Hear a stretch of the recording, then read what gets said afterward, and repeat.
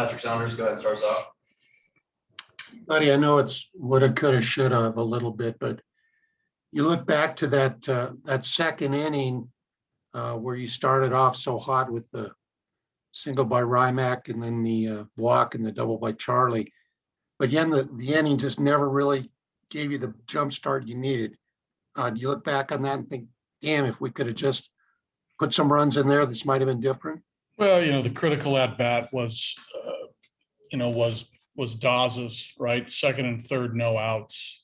And they got the strikeout as opposed to Jonathan putting the ball in play.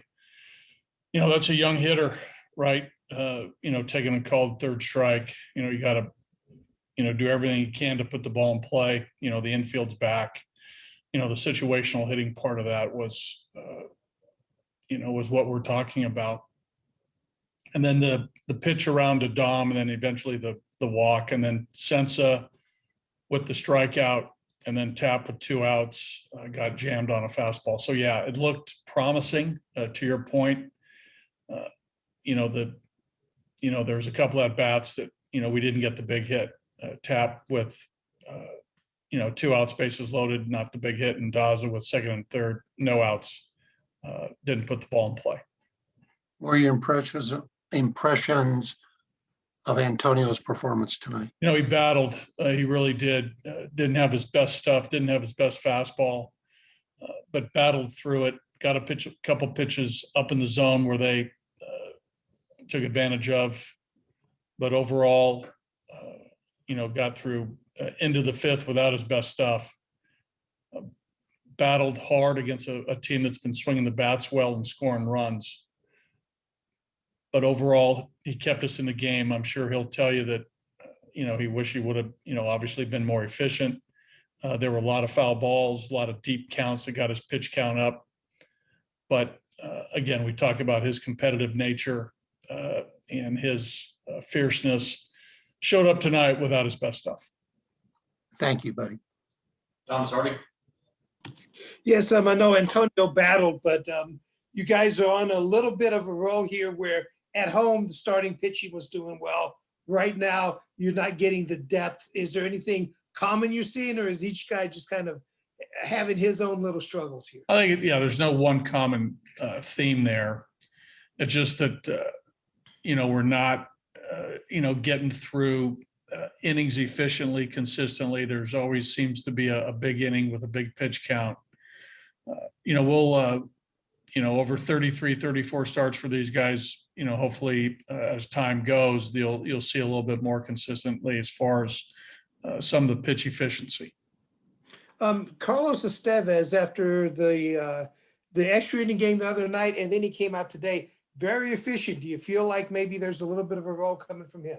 Let's hope so, right? You saw the Diamondbacks tonight throw 5 pitchers and they each put up a 0. We threw 3 relief pitchers. Stevenson got nicked and that was the ball game. So again, we need a number of guys in the pen to turn the corner and pitch well. Carlos has shown sign the last couple outings. I like where the velocity of the fastball that's ticked up a little bit. The slider seems to be improving. So those are good signs. And Charlie, you saw him getting hits the other way in San Francisco, kind of turned on one, got it down the line here. I mean, do you just feel like the rhythm is coming with him? Little better for Chuck. We got that low change up and went out and hooked it and pulled it down the right field line. Good swing on the ball up the middle to the right of the shortstop. Good swing there. So again, Charlie will get his hits. Hopefully, this is a sign that there's been a couple games with a couple hits in each. Hopefully, he can continue. Thanks, buddy. Okay. Ed Henderson. Hey, buddy. Use the term efficiency, and it was nice to see tonight that even though the bullpen had their issues at times, and overall the pitching may not have been exactly where you wanted it, buddy, you got to be pleased with the fact that just 3 walks all night. Well, it's better. We had some deep innings with Stevenson, had some, deeper counts. I got some knocks. His pitch count was in the, mid to upper 20s. Lawrence leadoff walk, not advised. But Senzatela, some deeper counts, Ed. but again, only 3 walks. I mean, overall, we threw strikes. The ball strike ratio, maybe wasn't great for all the guys, but, we did throw a strike when we needed to, when it got to, a 3-ball count. You talked a few minutes ago, buddy, about Charlie, but once again, Rymack, a nice game tonight. Talk a little bit about what you're seeing from him. There seems to be an established confidence with him this year that perhaps we weren't seeing in the past. Well, a little bit more aggressive, Ed. I think you're seeing more swings earlier in the count. I think you're seeing, some changes that are subtle. Maybe the fans can't notice it, but, there's some things that he's doing with his swing to try to be a little shorter to the ball. A little, not as under the ball, as we say. And I think that's, showing its value with his performance. But there's a confidence factor too. He's swinging the bat well. He's got some home runs. He's hitting, at a fairly high average. I think the walk component's going to show up, so the on-base component will probably increase, which we need from Mac. But, I think he's just more confident, and I think he feels as though he truly belongs. And I think he truly feels as though he's a guy that can contribute in the middle of the order, and he's doing that. Sounds good, buddy. Hey, thanks so much. Kevin Henry. But I just wanted to ask you your overall impressions of Lawrence in his first outing outside of the opening walk. Well, it's the stuff that we've seen from him when he's right. We saw that type of velocity and movement a couple of years ago in the Arizona Fall League. There's been some setbacks, but it looks as though he's in a good spot right now. He had a good spring training as far as his work ethic, his maturity. He's grown up a lot, Kevin, so that's a good sign. But I like that he threw one good breaking ball for a called strike.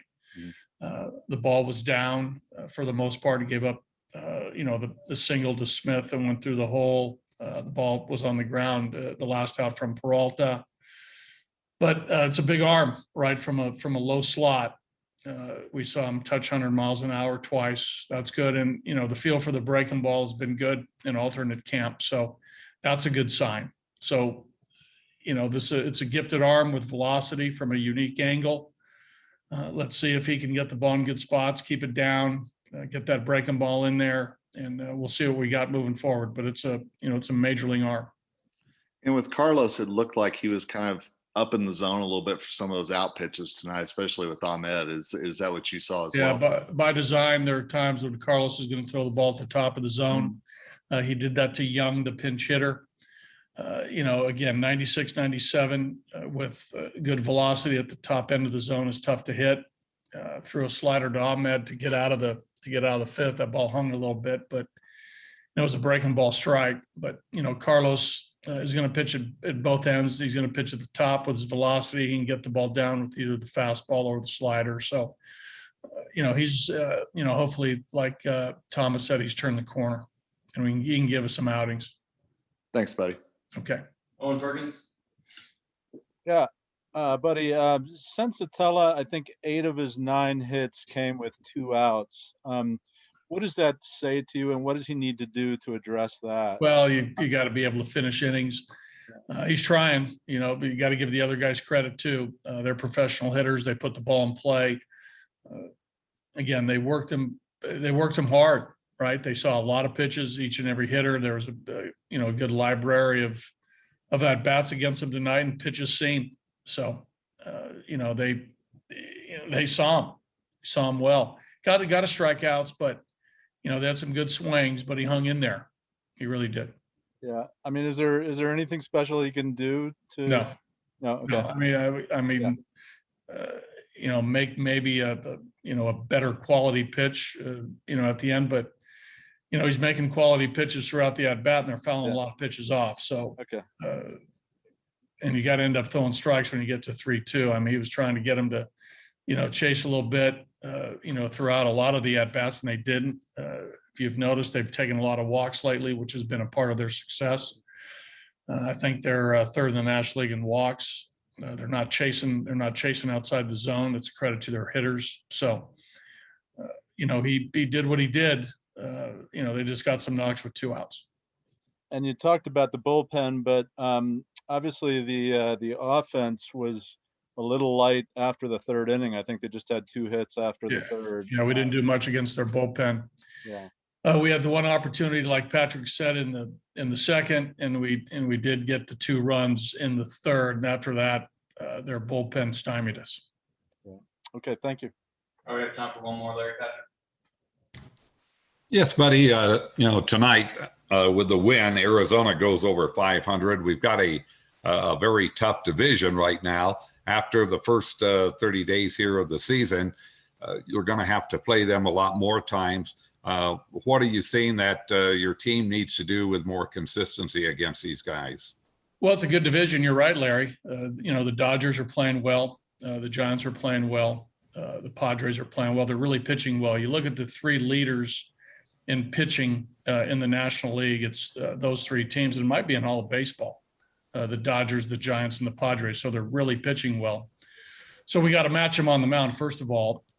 And then with that, when you have good pitching staffs they're going against, we're really going to have to fight hard for runs. Our runs are, not where they need to be to gather wins. And we got to pitch a little bit better to win those low-scoring games. What are you hoping for from Matt Adams and bringing